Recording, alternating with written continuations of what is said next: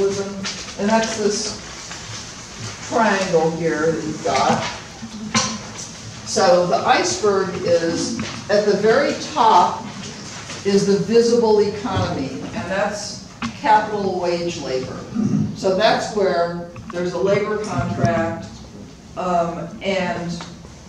or some other form of good, middle class type job or something.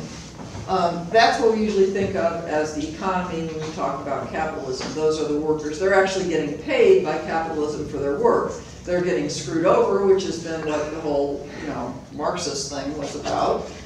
But the invisible economy that's not included in the gross national product of countries is everything below that very tip of the triangle. And they have listed home workers, the informal sector, that's like those lace makers, child labor, subsistence peasants work, the housework of women, all of the colonies that are being exploited in the global south, but elsewhere, Eastern Europe. And then down there at the bottom is labor, which is also nature. What did I say? Labor. Oh, okay. Nature's labor. Down there at the bottom is nature holding the whole thing up. Okay, so that's their iceberg model. It's all, where would capitalism be without all of these people that are being exploited constantly? It would not be. We'd have to change the currency. We'd have to change what the dollar bill looks like. That would be a good thing. So I have a little quote from them. Well, yeah. With regard to the growth paradigm, it is our thesis that permanent economic growth of capital accumulation can only continue so long as such colonies exist which can be exploited free of cost or at very little cost. These are the areas for externalization of costs, which is how business talks about all this. Okay, now here we are on the last part of my presentation, then we'll have a discussion after that. And this is about strategies for social change that are suggested by Maria and Veronica's book. And their strategies for social change obviously are not coming from above, they're coming from the people below. And they say that change is going to have to come from below because the people above are being the beneficiaries of the loot, and the people that are even above us, because there's a number of those. Okay, and we seem to be, and this is me talking here more than them, my thoughts about a little bit of this, that we seem to be hanging on the edge of a climate disaster. It's possible we've already really gone over the edge and we don't realize it yet. Hopefully that's not the situation. But this proposal of theirs for rebuilding the subsistence economy in the global north is the most hopeful suggestion I've seen, in part because it's calling for a major change in the way of life of the people who are doing the major damage to the climate. The peasants, the people in the global south, indigenous peoples, they're not the ones that are causing the damage, it's the people in the industrialized north that are causing damage. And when I've looked at the Intergovernmental Panel on Climate Change, IPCC, I think I said that right? Yep. Puts out future scenarios predicting how much carbon will end up in the atmosphere, how high the temperature will rise by 2050 or 2100 or whatever, depending on what we do in our society. Well, those scenarios don't ever say, hey, let's all change to a subsistence society. They're all assuming that industrialized society is going to continue maybe with a lot renewables or all renewables even, maybe in some of their scenarios. I can't remember the exact details about the scenarios. They're all assuming that society is going to, in the rich part of the world, is going to continue kind of as it is. So think what would happen if really that didn't happen and we really did start switching over to a subsistence-based economy. You know, and they're not against some kinds of technology and so on. They're not against cities. They're not against a bunch of things. But if subsistence were the basis of the economy, we all really, our communities became self-reliant and, still having trade with other places, but we stopped being dependent on this deadly economic system, what would happen? And we don't have any scenarios that are telling us how good that would be or how bad that would be. It would be better. It would be better than any of their scenarios. I'm pretty sure. I'm just giving you my opinion now. So, what would happen if those of us who know how severe the climate emergency is actually became committed to changing our own lives and our communities, very important, our communities, toward a subsistence economy and subsistence-based culture? Is it ethical not to make these changes in our lives and in our communities? Climate change is not the only problem caused by capitalist patriarchy. Eliminating this deadly social arrangement has the potential to save us from all the other forms of ecological destruction, as well as ending war, ending male violence, ending class exploitation, ending hunger and poverty. You may argue that people will never change or change fast enough, but is it ethical to change before we even try? Why give up before we even try? Okay, and so then there's another approach they don't really develop real fully in this book, which is about consumer power. And I don't, in looking at activism against climate, I don't think we've been using the power of the consumer very much at all. Consumer boycotts are a possibility. I'm not sure if it was in this book or other writings that I've read from Maria Mize, but a consumer liberation movement to improve the quality of life be a possibility. And in another book, essay that Maria Mize wrote elsewhere in a book called Ecofeminism, she describes something called the Seikatsu Club in Japan. And this club was founded in 1965 and now has 307,000 members, mostly women. Well, that was 307,000 as of 1999 or something when this book was published. But the club started with a bunch of women who wanted to have safe foods to eat, and they started making connections with growers of organic foods. And as their club grew, more and more growers wanted to grow organic foods because there was all of these buyers that were interested in buying from them. But the club expanded to use the purchasing powers of the members to change the behavior of producers and also to pressure policymakers. They've engaged in many different campaigns over the years. Maria mentioned the radiation disaster alert network that they did after the Chernobyl disaster. They had another campaign called Reflective Buying to All Life, where they contacted or attempted to contact every single household in Japan, every single household. And their goal was regenerating and humanizing urban and rural societies. Just imagine going and talking to every household. There are local groups of the Seikatsu Club all over Japan. They have a website. I went and looked at their website. And it talks, they're still doing this stuff. How is that spelled? It's S-E-I-K-A-T-S-U.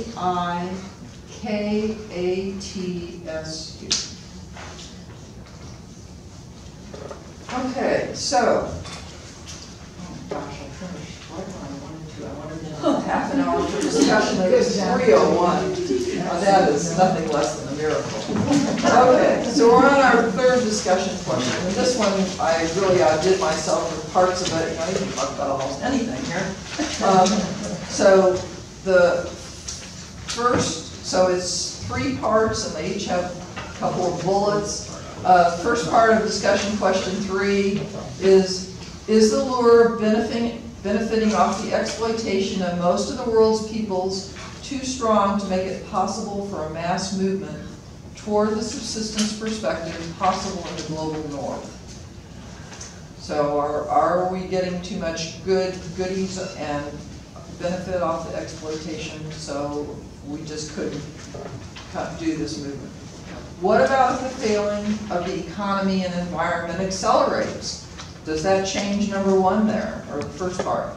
You know, if the economy is failing, and you know, every time the economy fails, people turn to the subsistence economy. They turn to their families and friends. They have to. So that's what that's about. Okay, second part of the question: what would it look like for you to change your way of life much more towards subsistence than consumerism? What is stopping you from starting to change your way of life today? What would you do to start changing your community so that it has a strong subsistence base? The third part: what will happen in the larger society if you and many, many others greatly reduce your participation in consumer society and build the local subsistence economy and culture? Well, what's going to happen to capitalism and the consumer society if people started turning away from it in any large numbers? Could you read that again, because it's not on our paper, I can't. It's on the other side. It's on top of the big. Top of the iceberg one. Oh, top up here. Yeah, I'm sorry. I just had to fit it. I was trying to use as little paper as possible. It's a little. Good. Right. We approve. Okay. So I will read it again though, since at least some people were confused. What will happen in the larger society if you and many, many others greatly reduce your participation in consumer society and build a local subsistence economy and culture? Can consumer power effect major economic and political changes and impact climate change? What if reduced consumption pressures the economy to the point of recession or depression? Okay, it's y'all's turn. Lolly. Okay, and I really, you know, if some of you haven't been talking, Arden, do you have something? Well, I'm listening now, I'm taking it all in, and I agree with you. Okay,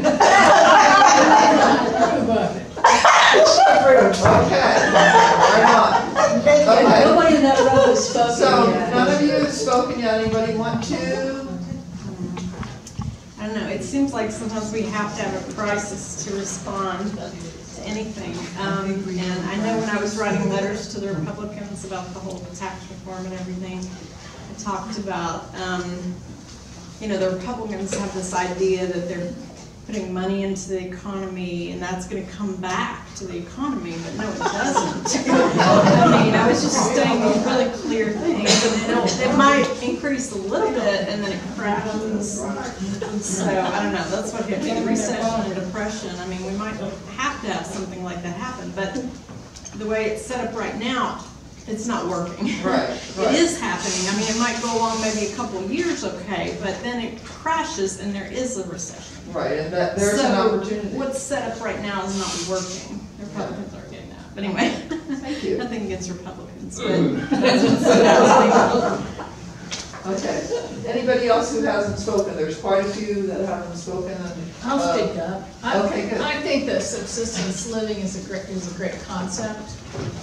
I think that the biggest, go to root cause though, the problems in China and the problems in Papua New Guinea and the problems here, the root cause is corruption.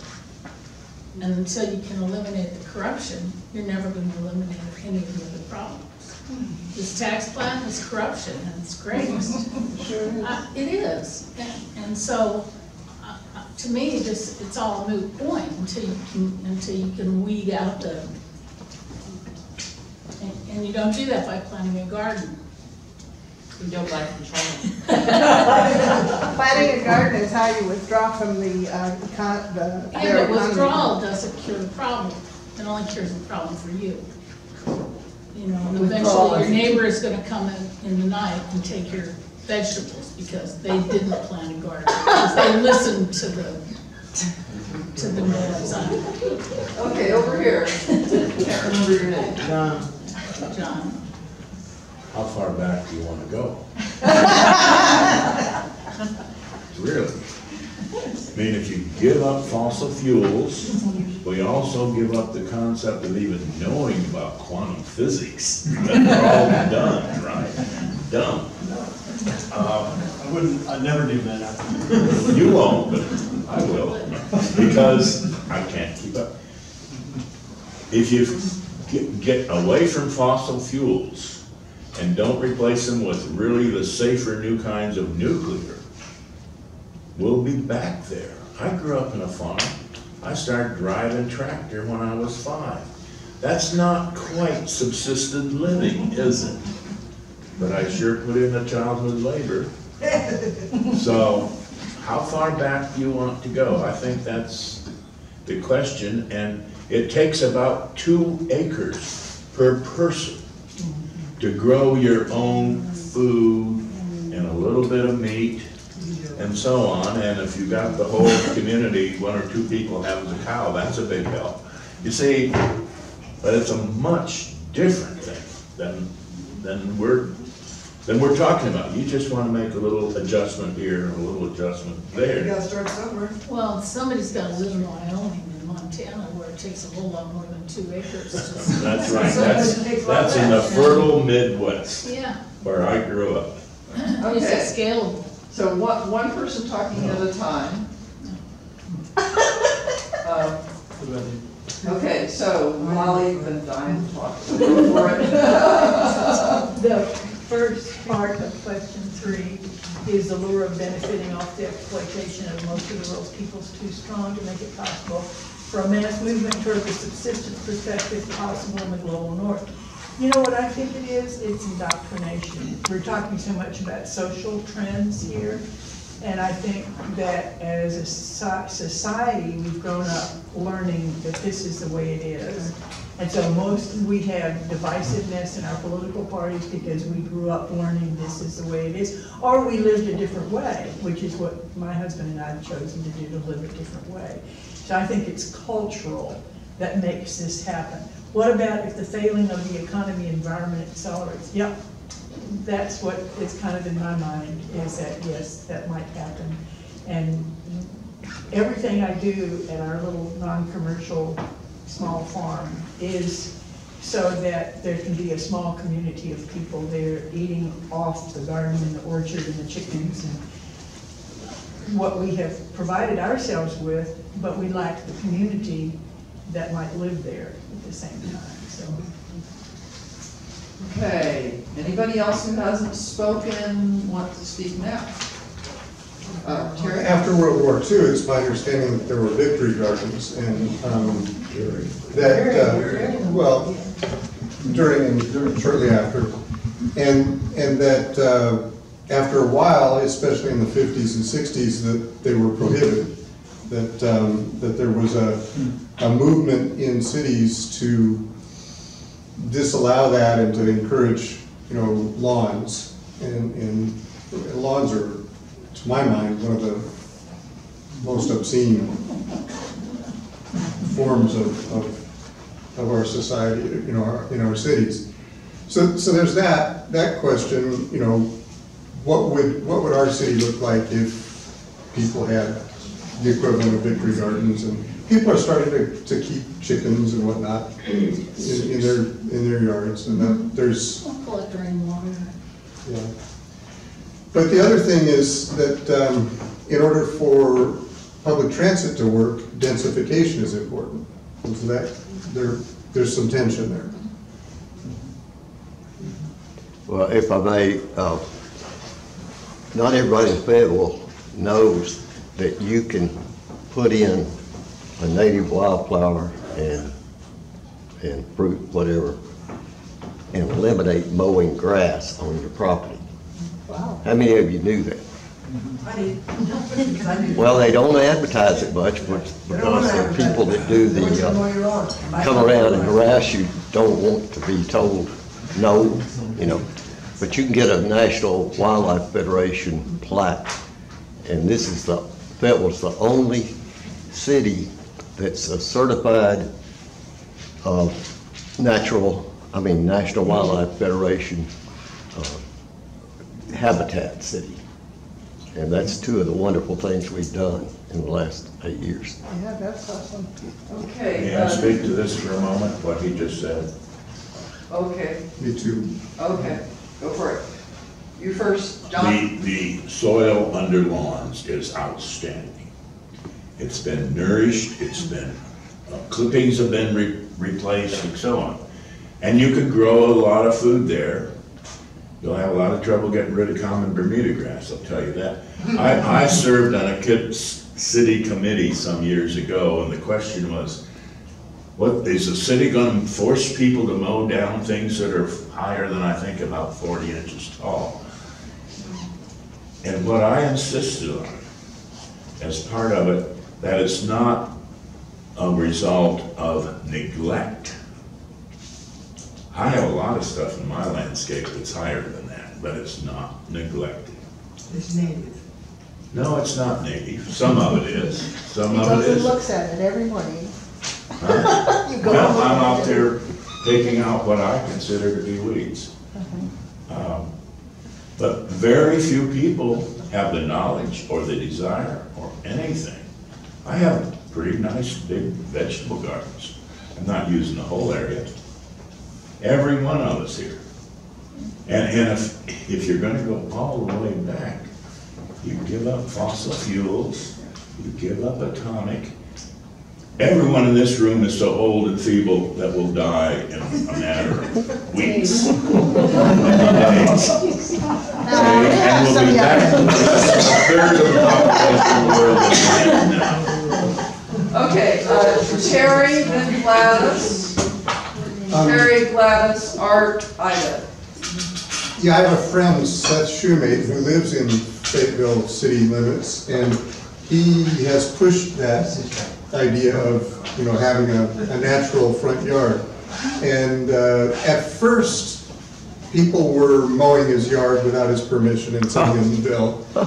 But I think he's gotten some buy-in from the city council and raised enough of a stink that I haven't gone by his house recently, but that's been one of his goals, is to make a nature preserve out of his yard. And there's been a lot of resistance from his neighbors and from the city. How about a fenced backyard? We start there? Well, yeah, he bought a whole bunch of land behind his house too, but. Okay, Gladys. I just wanted to remind people what happened in Cuba, and many of you have probably seen that movie. It's an old movie that was about what happened after we put sanctions on Cuba and just cut off relations with them, and just after Cuba being an essential part of the American economy for a really long time, we just cut them off. And within the first 20, during the first 20 days of that cutoff, Cubans across the country lost an average of 20 pounds apiece. Wow. And one of the ways that the Cuban government actually survived that period was that they told everybody that there was no plot of ground that should not have food growing on it. And they insisted, it was a law, that if you had an inch of ground available, plant something in it. And if people came by and you had a lawn with nothing growing in it, they would come cite you about it. So within the first 2 years, they were making their own, they were really feeding all of their people based on what they were growing in their yards. And that was a community effort that had support from the top and the grassroots. And they survived a total sanctions, a total shutdown from the world community because of that. And I think that, you know, we are not in the place where we have to do that, but we have to remember that this is possible. And, you know, it would take a community working together and a community actually knowing that we needed to really engage and work together on it, because the main thing that I think that, not the main thing, another of the things that I think the industrial system has really forced us to is this rugged individualism that Americans struggle with, that has allowed us to totally destroy the community in favor of elevating the exemplary individual, where I think we can do that again. The community needs to be re-engaged with, and we are, I think across the board, most Americans are saying we do not want to feel alienated from each other, we do not want to be against each other, we want cooperation in addition to competition. Those are things that we all want, and I think we can do that again if we're just remembering it takes all of us, and what is the kind of subsistence that really supports our people. We're not thinking about that at this point. Thank you. Art? Your third question, second bullet, talks about consumer power, which can be powerful indeed. And my favorite example is a similar disaster to the global warming disaster, the ozone disaster back in the 70s and 80s.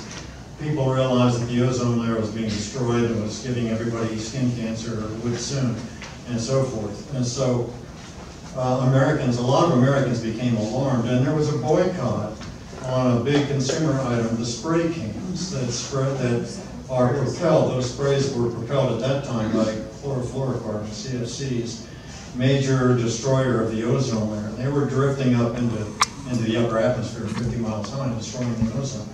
And that soon got all figured out, and consumers in America decided to boycott those spray cans. Of course, it was a very small percentage. About the sales of these cans dropped by about 5% or something like that, because 3 or 7% or something of the American population decided to join in that boycott. That just threatened to wipe out Johnson & Johnson and big companies like that that really relied on the spray cans. And they pulled the CFCs off the market because of that. That ended CFCs, and they were banned in the United States in the late 70s, someplace in there. That got a whole big movement started in the United States about the ozone layer, and in the midst of the Reagan administration, 80 to 88, the United States was the leader in solving the ozone problem, and we got it solved as far as it could be solved at that point. There were a bunch of treaties solved that were signed. The